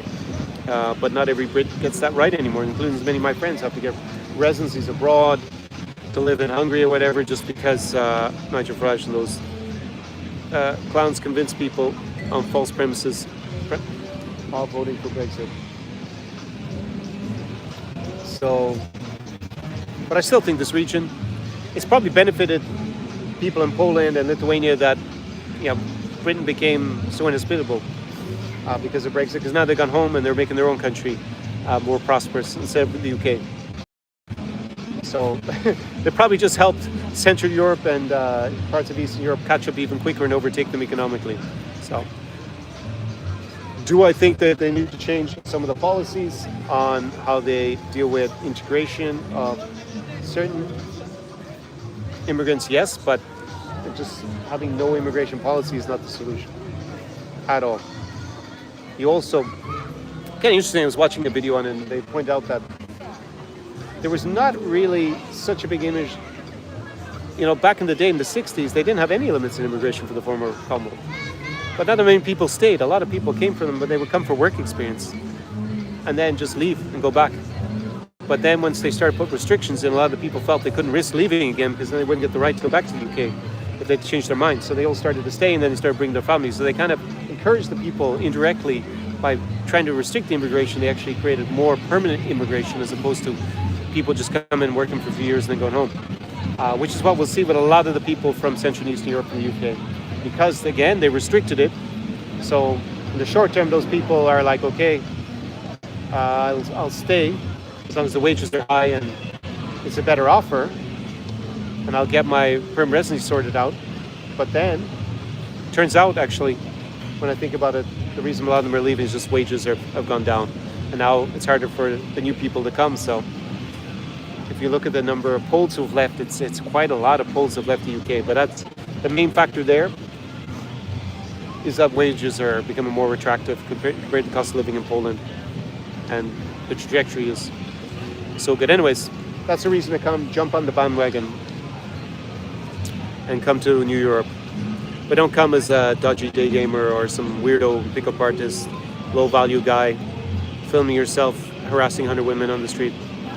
How is Slovakia for Western guys? I would expect little to no foreigner factor. But yeah, I think it's, I just think Bratislava is one of the most boring capital cities in Europe. So I'm just never attracted to hang out there. But locals, I don't speak Slovak. I can understand how to Slovak. I don't know if girlfriend's a bit strong, but I had a fling with a Slovak student over a decade ago. So I have great memories of Kosice in eastern Slovakia. And yeah, I think it's, I don't know, if you're asking me from the dating point of view, it's probably pretty good. But again, local social circles, I've gone there also with local social circles, like way better. Even better if you can speak the local language, but it's a small language, you really have to be committed to invest in it. It'll take a few years to learn Slovak. So yeah, Hard for me to say exactly because I don't promote it, but I don't think it's bad or anything, except for Bratislava being a bit boring. But a lot of tourism there as well. Otniel says, so is it true that northern Germany has a lot of blonde, blue eyes, traditional German women fetish is the next thing. No, I don't. I think people are a bit more liberal in northern Germany compared to southern Germany. It's a bit more conservative in the south, if you look at the way they vote politically as well. They make conservative, they vote for CDU, SCU. But tall with blonde eyes, or not blonde eyes, blue eyes and blonde hair. Yes, there's going to be a good bit of that. Because you're on the Baltic Sea, and the Baltics is where you have the blonde hair, blue eyes concentration. But it's going to be higher in a place like Sweden, Finland, and Estonia, even Latvia. John says, greetings from Bucharest. I'm heading back to the US due to urgent family business, but I'll be back returning back to Ukraine. Good to hear from you, John. That's always good that you're safe and well. I know that you live in Kremenchuk, in the center of Ukraine. So, all right, let me just at this juncture repeat. The links are down below in the description. Apply for the New York experience. You'll have an unforgettable up to a week with me in a city or cities, as we saw with my last client, somewhere in this region of New Europe, the parts that I promote. I can't think of a better name because New Europe is almost too wide, but I guess I give myself the scope to expand a little bit, and the theme should be pretty consistent on most of it. I just go to my picks, places I think are the best for my clients, basically, and they tend to be the places that Russia wants to invade, unfortunately, the most. Kazakhstan, Latvia, Ukraine, Moldova. At least I don't promote going to Georgia at the moment, because that's also been politically captured for the moment, at least unfortunately for the Georgians, the vast majority of them, that don't support Russian imperialism. Yeah, this is not a touristic experience. It is for guys that want to have an adventurous experience in the region with the insider, to tap into my knowledge, but it's geopolitics, real estate, legal issues, best cities in the region for your own. It's bespoke advice with wisdom. So the experience with the data to back it up, with the reference experience from so many clients. I must have had thousands of clients. At this point, if we were to take everybody who's been on my programs, consulting clients and in-person clients, are we maybe 1,000 at this point? Wouldn't be surprised if it's not far off. That's definitely the high hundreds. And yeah, definitely for hanging out with the hotties of whatever Syrian. It's like kind of a no-brainer. What are you going to be? A drifter Dan walking around the streets as a beggar, the pussy panhandler? It's pathetic. Or are you going to be a wife hunter and basically at a marriage agency talking to the women that no one wanted, or green card girls that are desperate for immigration somewhere? Maybe that's still a good fit for some guys. I'm just pointing out that it's not going to be the best overall. It's kind of interesting. I thought that guy was waiting for a date or of some sort. Now he sounds like a local guy. I can't be 100% sure. There you can see. I'm walking along. He picked up the phone there. And now I see him walk back with a lovely lady. There you go. That's why you need to come and not be a weirdo, not be walking around being a pest. I have a genuine interest, provide value to the local community. It's like you meet the cool guys, you meet the businessmen, you'll make even more money when you do that. And you'll meet higher value women, like at the private party I was at. Met one interesting girl, for sure. And I wasn't even trying to meet. I was actually more interested at the party to talk to the guys, because that's more interesting for me, because they're the local and farm businessmen in general. So they're more valuable than, I mean, pretty girls you can meet almost anywhere once you have access, when you have abundance. So I wasn't particularly trying. It was actually when the businessman started the conversation, introduced me to her. So yeah, I should have actually probably, if I was trying to maximize for girls, I definitely didn't do the right strategy, but I met lots of interesting guys at it. So if you want those kind of a curated experience, and when I'd have that adventurous trip to somewhere like Kazakhstan, Almaty, when you're going to go be Billy nomads and go on your own and walk around like a weirdo. You can try DIY. I understand not everybody has the budget for it. For, you know, to have me as your Sherpa basically going along, your consigliere for the region. So you can either buy the guide if it's Moldova and Ukraine, or invest in the consulting call. Some guys do the DIY and they just invest in the consulting call and yeah, that guy had particularly good success. The guy went to Riga because he would have gone to another city, Warsaw, and he was surprised that I pushed him to Riga. He's like, yeah, I'm kind of surprised that you're so convinced. So, yeah, that can save you just one place and months of your time. It's going to definitely have a higher price tag than a call with the insider here, your Irish boy in the region. So, if you're thinking of relocation, it's a big investment of time, emotion, and money. So not something to do lightly. And again, if you want to do a kind of haphazard DIY, ChatGPT helps a lot with the research, the basic information. But yeah, you need the local context in the area. Otherwise, you're just going to take you. The risk of making a bad decision, investment decision is pretty high. It's a lot higher, shall we say. Definitely meeting the wrong women in this region. If you want to make all the mistakes yourself, be my guest. But you might be years at it, and you're going to have waste emotions that are going to be soul destroying and the wrong women. You're going to probably get scammed. Let's be frank about it. Even if scams are a fraction of before, they still exist. And definitely, if you want to avoid a gold digger, then yeah, invest in that in-person experience. Fill out the application forms down below. Also open for coming to Ukraine. I think now is the moment to relaunch it. But again, not for the desperados. And you need to have some value and some interest in the place. Otherwise, I mean, if you're just interested in chasing Ukrainian girls, just go to Warsaw. And you can fight with Drifter Dan's pick artist mates for them, but then you don't have to risk, coming to country of war. And that is going to be definitely a unique experience. I think considering the individual risk is low every day, but you have to be comfortable with that. Definitely be character building and definitely enlightening to come. And for a lot of guys, I think it would be a beneficial experience. Obviously, fingers crossed, touch wood, you're not in the wrong place at the wrong time. But, no pain, no gain in life. So, going to do that with me. Apply down below, and we will jump on a strategy call.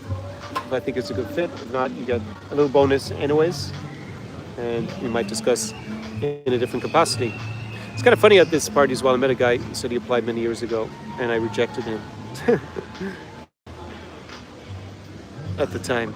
So anyways, what are the safest towns or cities to go to in Sweden? I'm not really sure nowadays in Sweden. Maybe someone else can answer that.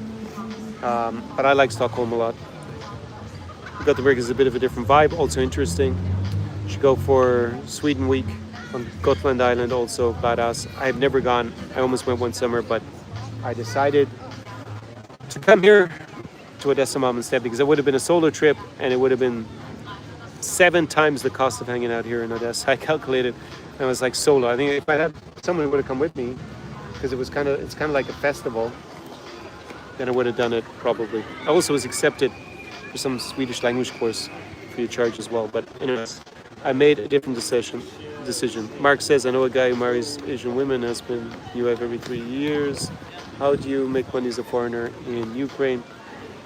In real estate, obviously that would be a calculated risk if you invest in real estate here. But many guys are investing in the defense industry, as sad as it is because of this war. Huge opportunity. Like Ukraine has basically, if you look at our side of the ledger, to quote Pistol Pete Hegseth in that leaked signal chat, he said on our side of the ledger is our allies. Apparently he still thinks Ukraine is an ally. I was kind of reassured. It was something reassured me in that leaked conversation, basically. Not JD Vance, but Hegseth seemed to at least consider still allies.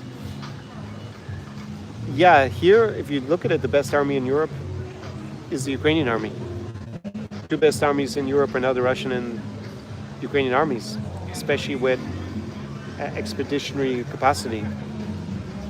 And they're pioneering the new era of warfare. So on our side of the ledger, it's Ukraine, and that's very attractive for people to invest in. So that's one way to make a lot of money. As sad as it is, that I would like to say there's more peaceful ways to make money, but it is what it is. If Russia wasn't trying to reoccupy us here, then then we wouldn't have this situation. Obviously, it would be my preference. It also, I had the best channel for coming to Ukraine here on YouTube, and was helping guys with relocation to Kyiv in particular from 2019 to 2021. Late 2021 had restarted the in-person experience. The time I had a brand is our experience. That branding doesn't work anymore. Also because that weirdo was doing the day game and who applied to be my client turned out to be pro-Russian, so I just don't want any ambiguity going forward, even though he's aware of my political stance. I told him Ukraine would win the war. He looked scared. It should have been the ultimate red flag that he turned out to be a little pro-Russian moron. Because he went to Moscow afterwards, started making videos briefly with other pro-Russian propagandists there for the war. Yeah. So other ways to make money in Ukraine. Obviously you can invest in lots of businesses. Here locally that are not to do with the war as well. I mean, I know guys who run just hospitality business, a restaurant, best wine bar is owned by there was a wine bar for a French guy that's closed down, but he's still very prominent in the city. And he organizes events still with a wine theme. He also have another by a French guy. But he has a name that he probably has some family history from him. Yeah, so wine business, you can buy a vineyard. Well, you need to. Buying, because that counts as agricultural land, that's a bit more complicated buying vineyards here. Great business to get into now, especially in Odesa Oblast, because it's not as developed as in Moldova. Anything with female beauty and business fitness does well. Yes, I think, well, you have a really good fitness down in Arcadia. They're more elite. Synergy. But yeah, I would like there to be better gyms in the city center in the future. So if you want to start that business, I'll be one of your customers. Female beauty, well, there's a lot of competition in that, Ben. So where they do really well is they take the Ukrainians and Belarusians and they open those businesses in Central Europe, like in Warsaw. That's where they make a killing. So I've gone to it for my manicure and pedicure in Warsaw, and it's 3 times the price of Lviv. 3 times. And the girls are pretty much similar background because they're all Ukrainian, Belarusian. So yeah, the quality is going to be the same. So that's a very lucrative business. Wayne knows someone to run a gym there. Well, maybe that's a business we should consider, Wayne. Yeah.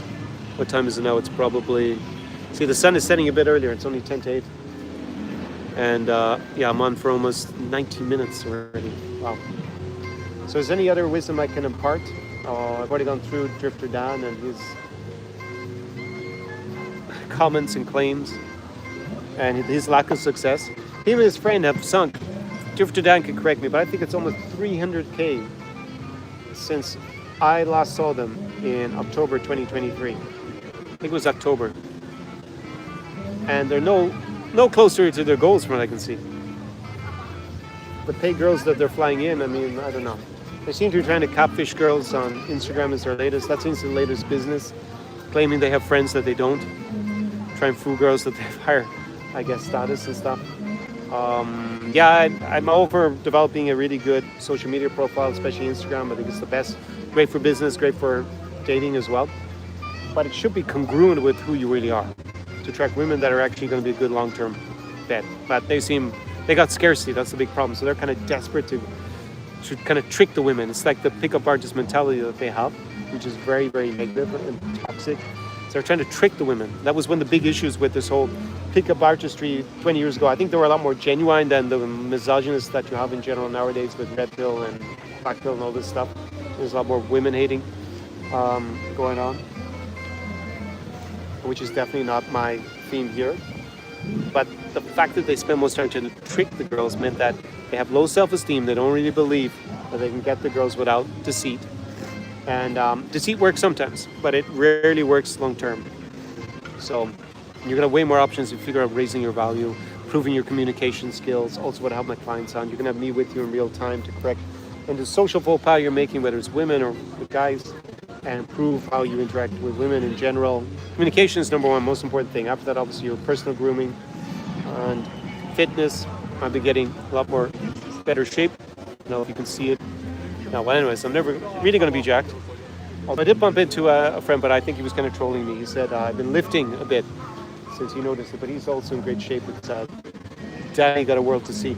Well, I filmed here 7 years ago. I filmed a video of him. So he's up in Kyiv. I go to Kyiv, I'll probably shoot a new podcast with him. Also your style and your fashion. What else we got that we can talk about? Your social circle. Super important. Do you want to be invited to the private parties here with the businessmen and a few attractive ladies with the best view of the city. That's the kind of stuff that you need to be aiming for. When you move to a new place or spending a lot of time, you don't have to move permanently, but you should be coming regularly. And providing value also in some shape or form.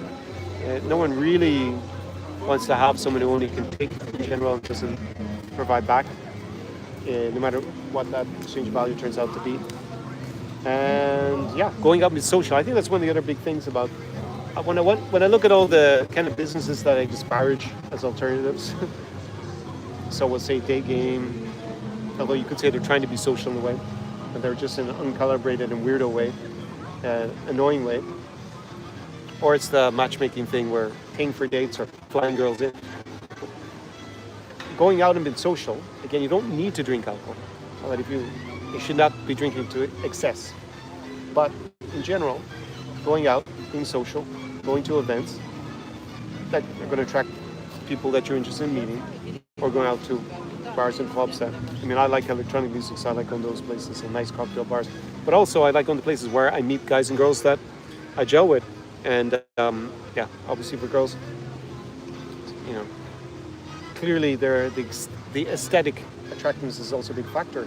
But also I meet a lot of cool guys in these places that become my friends often. So going out and being social is definitely a part of it, but in a calibrated way, where you're able to display your value and especially your status. There's no status in walking around the street, no matter what these pickup artists, Daygamer, charlatans tell you about. Yeah, they'll think you're really brave because you came over. Most of them will think you're a beggar. Most. Maybe you get the occasional girl who's just into you anyways, and even though you look low value coming over in the street, like a weirdo. Once in a while at my work, it's going to be less than 1% of the time from what I can see. But if you're hanging out in the right places in a cool crew, if you're with your Irish boy here, obviously the insider for the region, it's going to be a very different experience, and you're going to be framed in a very different way. Just thinking back to Chișinău when my client actually was there with me in June, and we went to a place, I won't say where it is because you all show up at it. It's like a place where there's a nice sunset view, and it's an upscale place. It's expensive, and it should have a lot of tourists, but it doesn't on Thursday and Sunday. And yeah, it's just perfect. So many attractive women there, so easy to almost seamlessly start a conversation. You got great context out of it and potential going forward. Someone who were living abroad, and he goes to that city quite a bit, so he was super thrilled. But again, yeah, it's just being social, being in a crew, so you have social proof, social circle, being calibrated. He's able to communicate. He's pretty good at that anyways. It's just being with me, but he doesn't want to go on his own. It's what, sit around on his own all day.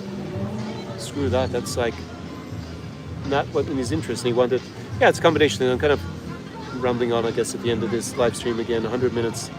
I thought this one would be short, but apparently not. So in the next few months, if you want to come to Odesa, you want to come to Ukraine or to southern Ukraine or to Moldova, next 2 weeks are going to be prime. After that, Baltics for the second half, we'll say, of, when I say Baltics, I really mean Riga, second half of September. October will be Kazakhstan. If you're interested in any of those, apply down below. Even if you're unsuccessful, there's a little bit of a bonus I offer, even if you're just for applying. So go fill out the application form down below. And yeah, if you want to try and do it yourself, invest in the consulting call, I guess, or you can buy the guide if you're coming here to Moldova. Ukraine will definitely save you a lot of time. It's well worth the value that you're going to get out of it. It's going to be excellent. And yeah, best of luck in your travels if it's here or elsewhere. That is today's live stream. I think I covered everything I want to get into. So if anyone has a last question or comment, please write it now before I quit for the evening. And actually, I think I'll write Nikita and maybe have a drink with him. Because I missed him last night roaming. There was quite a number of distractions. Wayne is going to be there next weekend, apparently. Excellent. Nice to hear that, Wayne. I actually asked Wayne, just as an aside here, that if he wants to watch the matchmakers that I used to react to, he's welcome to tell me if there's ever anything interesting in them. But now he's lost interest and doesn't have time to even look at their videos. there's no value in it. That's one thing that's changed from a few years ago. I mean, I reacted to two guys basically of two different matchmaking agencies. That the guys who lived here in Odesa, or the one of them did he ever really live in Odessa? I guess he lived near to Odessa. That's all that's assuming. But they met their partners or wives by living here, being local businessmen. They all failed with the matchmaking stuff. Basically waste their money. But in the end, they ended up setting up an agency and actually a local businessman. That's how they met their partners. By adding value to the local community, being here all the time, basically, and doing the opposite to what they help their clients with. But now, since they haven't been here for over 3.5 years, like they have no real understanding what it's like on the ground in Ukraine or the surrounding countries. They have no idea. And yeah, we're not in the same. There was an overlap before. We're not even in the same business. I don't know. They're trying to pitch kind of dating desperado women who are either looking for an immigration plan to North America or I don't know. I mean, they've been presumably in Europe or had the option of being there for the last 4 years, but have no luck. And then, yeah. So there's no real value in me watching their videos anymore because they don't really have much of an understanding. Plus, both of them have not been single for so long either. It's really no value in me watching them anymore. But I'm not the target demo, so. And they can't tell me anything what it's like in the region since they're not here. Josh caught some of this. Okay, good stream. Thanks, Josh. Good to hear from you. And wow, the moon is out already. So I guess it's getting pretty dark on the live stream. Take off my shades there. And yeah, maybe drop down below if you have any requests for to discuss in these live streams. I don't know if I'm going to keep doing them as regularly going forward. I'll have some more videos on the channel pretty soon, normal videos. And yeah, I've already given you enough of update from Odesa, from Ukraine, a few cities I've been over this summer. In Lviv, I did a few live streams from there, and also Chișinău to show you the vibe there. And I think that is probably enough unless something dramatic happens. If you're interested in more geopolitics, obviously I have an academic background in that, so you can go and subscribe to the geopolitics channel. That's something I'm definitely going to be working on a lot harder going forward, starting tomorrow actually. So, Aranas, how much did you spend to live in Chișinău? I was there for 2 months this summer, and I have been there from say a month to 2 months in the last 4 summers. So we say cumulatively, in the last 5 years, I've spent, what would that add up to? 8 months, maybe a little bit longer, maybe 9 months. Mark says, seeing the hotties go by in the background. Yeah, that's why I've changed my position on, yeah, obviously, again, to repeat the obvious caveat every single time I bring it up, just so I don't have some guys who just listen to one little bit. Biggest war in Europe since World War II, but individual risk in any given day very low. So you have to be comfortable with air alerts, the fact that you may go, you will probably go to an air raid shelter at some point, and maybe we'll see something like explosion, smoke, and hopefully you're never in the wrong place, wrong time again. Touch wood from all of that. But yeah, I think it's for me. If you add up cost of living, the vibe at the moment down in Odesa. Obviously, I'm committed to the place anyways. Even if I help my clients with the alternatives, I still believe in Ukraine's medium to long-term future. So yeah, also as a single guy, it's actually probably better now than it will be after the war. That's my prediction. Or should I say my prediction? Because it's not a hard prediction. I don't know when the war is going to end, but and it mightn't end in reality for a long, long time. But I think a lot of the women who were not going to stay long term, even if the war ended, they have moved back, a lot of them. And I think there are a lot of women who've left who are never coming back. So, I mean, that's kind of a little bit of a pathology there, I think. How much money does it take to live comfortably in Chișinău? Again, this is hard. I never like giving the figure, even though everyone else does, from what I can see on YouTube, because I think it's pointless. It depends on what you want to spend your money on a daily basis. You want to eat out at bloody Michelin star restaurants 3 times a day and drop 5K on the table at the club every weekend and take, I don't know, take wild excursions everywhere, then you're going to spend X amount. And if you want to have a very humble lifestyle, you're going to spend less than $1,000 US probably a month in Chișinău. So giving a figure, but to live comfortably, that's also a little bit subjective, what we call comfortable. So I would say that if you compare to living in a similar city in Western Europe, and probably same in North America, living in Chișinău is going to be 30% cheaper, maybe 40% cheaper. So that's kind of what I think you should be judging on. So think about how much you spend now and then minus 30, 40%. Benas, are you still hearing, am I still hearing seeing aid workers out and about, or has that slowed down? Yeah, I see some. I see some Americans here, also in Lviv a lot. Very few in Chernivtsi. Chernivtsi is almost no foreigners. And but here in Odesa, there's obviously some. There's a nice article in the Kyiv Independent yesterday, and it was talking about the different diaspora groups here from the European nationalities. So you're welcome, Aaron. Like the Italians, the Germans, and the French. I'm not really involved in the Italian community here. Kind of odd. Maybe I need to. The guy who's the head of it actually. I recognize these names, so I've definitely met him. But it said where they meet in the article, so I might go down there at some point. Because the French community, I guess I sometimes go to their events. The German community all the time. So, yeah, those nationalities are pretty. And there is kind of, I guess, an American. They hang out at the Irish pub, basically. Derabasaska. But yeah, aid workers. It's hard for me to, of course, know if someone's name work unless I speak. Wow, I went over 100 minutes, 110 almost. We're up to 106. I don't know if Drifter Dan is still there. If he wants to speak now or for hold his peace. So final comments, questions.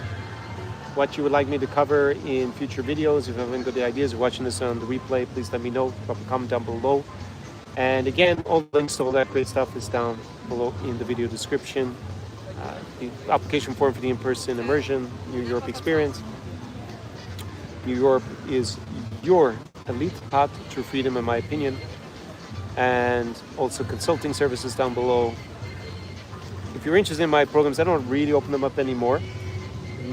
Only 2 people on my mailing list. But I guess write me if you're interested in any of those from the past, like the language courses or the dating courses and all that stuff. And also you have my guidebooks for Ukraine and Moldova. Quite unique ones, I think, for this region. I don't think really anyone else has them. Definitely not for Ukraine and Moldova. I think since I launched it, some other YouTubers have done it, but they don't really talk about Moldova, so I don't really see why their audience would buy it. But I noticed they suddenly had them when I released my Moldova guide. Please make a video about the cost of real estate. Yes, very good point, Aaron, about the real estate. That is one video I will do. I'm actually going to make some videos with business leaders who are foreigners in Moldova. Probably should have done that already over the summer. I could have got it all done, but yeah, I was a little bit tardy on filming that kind of style of video in Chișinău.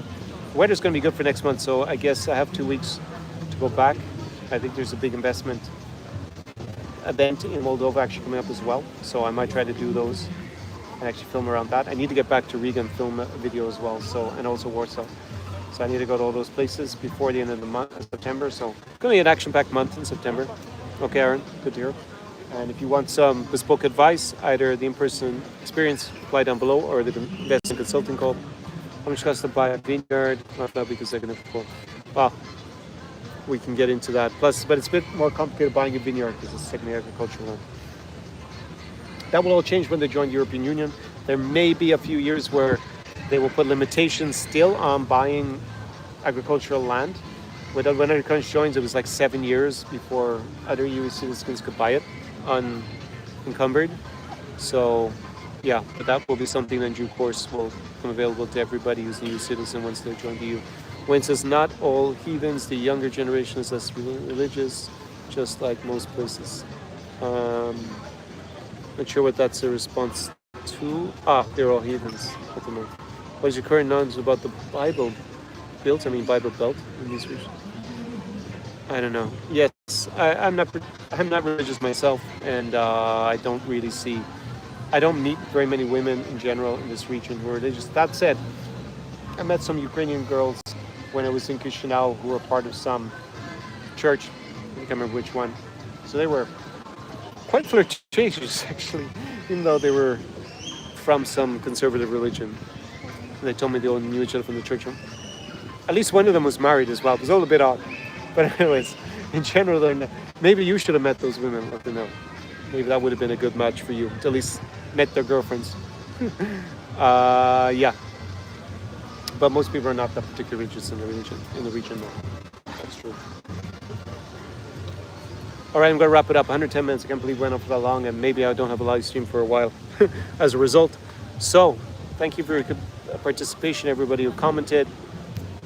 Again, drop your comments down below, ask your questions, and if you want the bespoke advice, go deeper on these things, invest in a consulting call, apply for the New Europe experience, and it could be you with me having unforgettable up to a week in a city or a series of cities in this region. Could be Almaty, just off the Central Asian steppes. Could be Riga, which has the land of the leggy blondes, also some leggy brunettes. Could be Warsaw, which has the amazing, not just the pretty Poles and Polish culture and all that good stuff, also have Ukrainian and Belarusian diasporas. You've got magical Moldova, wine country, Chișinău, where my client who came with me is actually most impressed by, and of course you've got resilient, remarkable Ukraine, defending all of Europe, stopping further Russian imperialism and aggression in its tracks for now, hopefully, definitively. And on a note, I'll end it with a Slava Ukraini, Ron Slava, do peremóhy. Catch you soon in another video, on a live stream, or maybe on a consulting call, or in person on the New Europe experience. Do побачення.